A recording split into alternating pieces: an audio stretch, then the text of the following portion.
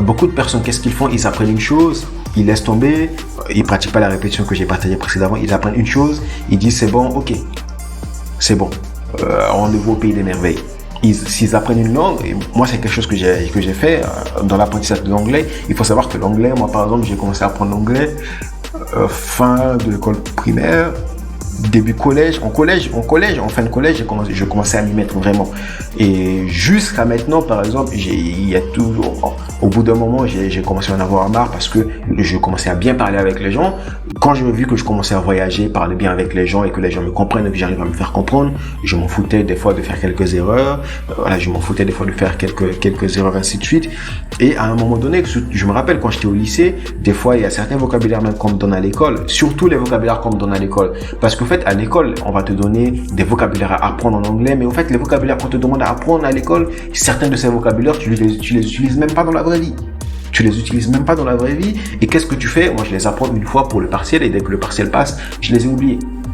Parce que je n'ai pas appliqué la répétition dont on a vu précédemment et je n'ai pas utilisé ces mots régulièrement.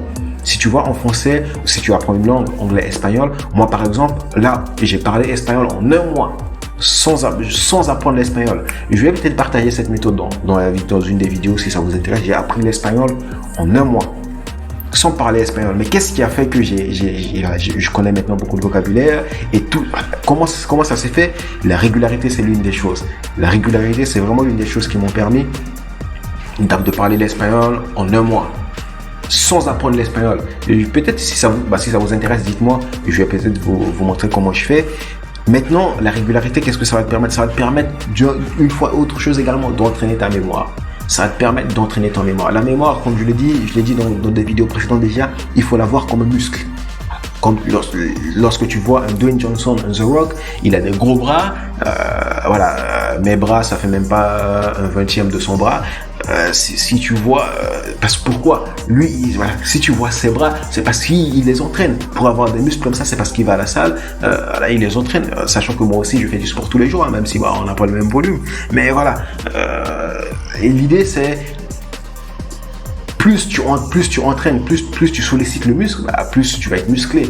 Et plus tu entraînes ta mémoire, plus tu vas voir que ta capacité à mémoriser les choses va être différente de la capacité d'une personne qui n'entraîne pas sa mémoire.